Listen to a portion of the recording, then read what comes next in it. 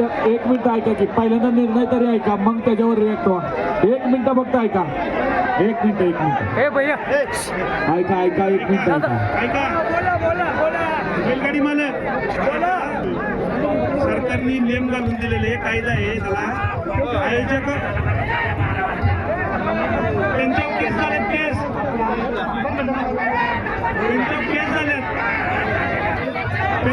झालेत.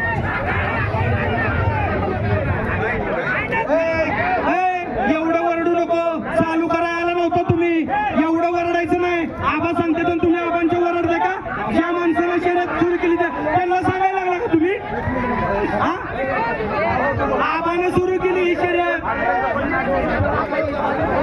ऐका 1 मिनिट ऐका 1 मिनिट लक्ष द्या. पश्चिम ऐका ना योगेश भाऊ ऐका तुम्ही आप्पा विषय एवढंच ऐका फक्त. पश्चिम महाराष्ट्रात त्यांचे मैदान होतात. या 2 माणसांचा सगळेजण नियम अटी सगळे मान्य करतात. ऐका माझं. अरे ऐका तर खरी.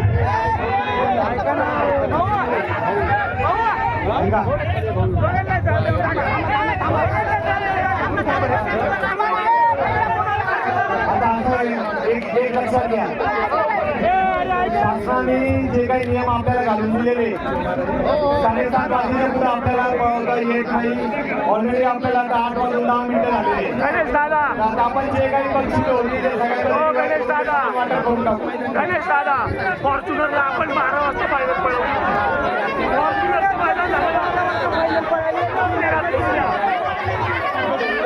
मैदान संघटनेच्या अनुषंगाने नव्हतं. माझ्या संघटनेच्या हिशोबाने मी संघटनेच्या हिशोबाने काम करतोय. तर तुम्ही लक्षात घ्या जेणेकरून मला त्रास होणार नाही आपल्याला ते पण त्रास होणार. अरे मित्रा ते संघटनेमध्ये श्रीनाथ केसरीचं मैदान हे संघटनेच्या नियमाचं नव्हतं. त्यांची केस झालेली आहे.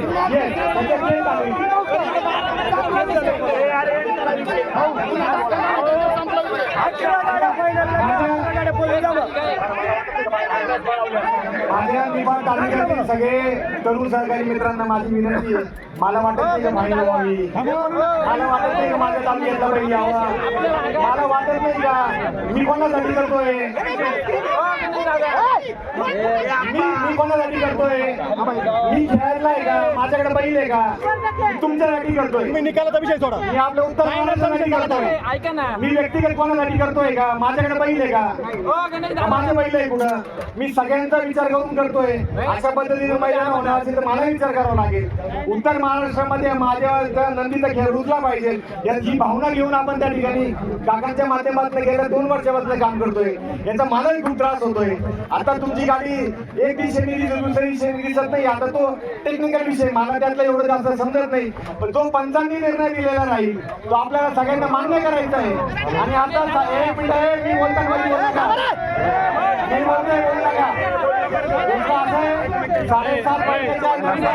आपण परवानगी 7:30 वाजे सकाळी 8 वाजेपर्यंत 7:30 वाजेच्या पुढे आपल्याला फेरे काढता येणार नाही. फेरे जर काढले तर त्या ठिकाणी आमच्यावर गुन्हे दाखल होतील. तर सगळ्यांच्या संगनमताने आपण आता 2 मिनिटात चर्चा करतो काकांची कसं जायचं पुढे ते आपण करून घेऊ. काळजी करू नका. तुमच्या हिताचा निर्णय आपण घेऊ. मी सगळं तुमच्या बरोबर आहे याची तुम्ही काळजी करू नका. थोडा विश्वास पद्धत तुम्हाला देतो. दोन्ही गाड्यांना आपण निकाल दिलेला आहे. मी तुमच्या बरोबर आहे. तुमच्या हिताचा निर्णय घेतो. काळजी करू नका. मला 5 मिनिटाचा फक्त वेळ द्या. चला मैदानाचा असा निर्णय झालेला आहे की शासकीय नियमाप्रमाणे आपल्याला उशीर झालेला आहे. अंधार झालेला आहे आणि अंधारामध्ये आपल्याला काही नियमाचं उल्लंघन करून कुठल्या गोष्टी करायच्या नाहीत असं आयोजकांचं बी म्हणणं आहे. आणि संघटनेने बी तसं त्यांना समजून सांगितलं की बा आपल्याला काही झालं तर हा भाग नवीन आहे खेळायला. त्यांना ते समजून सांगितल्यानंतर त्यांना ते पटलं आणि असा निर्णय झालेला आहे की जे काही फायनलला गाडी मालक पात्र झालेले आहेत त्यांना जे बक्षिसाची रक्कम आहे ती रक्कम एकत्र करून समान सर्वांना वाटली जाईल. कारण आपली जी परमिशन होती की आज 1 दिवसाची होती. आपल्याला उद्या परत जर फायनल पळवायचे म्हणलं होतं तर त्याची परमिशन नव्हती.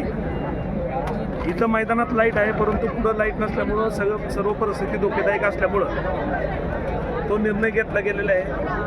आणि हा निर्णय जनावरांच्या आणि माणसांच्या जीवितास हानी होऊ नये किंवा कुणाला इजा होऊ नये याच्यासाठी हा घेतलेला निर्णय आहे. याच्यामध्ये आयोजकाचा किंवा कुणाचाही असा काही चुकीचा हेतू नव्हता.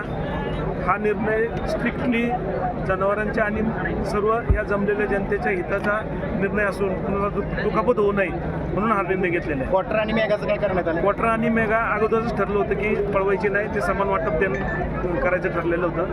परंतु फायनलला बी काही कारणाने उशीर झाला, इथं निकालाला उशीर झाला. आपल्याला इथं जरा थोडंसं लाईव्हला प्रॉब्लेम आला वायफायचा, त्याच्यामुळं काही निर्णय पटापटा देता नाही आल्यामुळं फायनलला उशीर झाला. बैल खाली गेल्यानंतर अंधार झाल्यानंतर तो निर्णय कॅन्सल करण्यात आला पळवायचा. चालते, धन्यवाद आबा.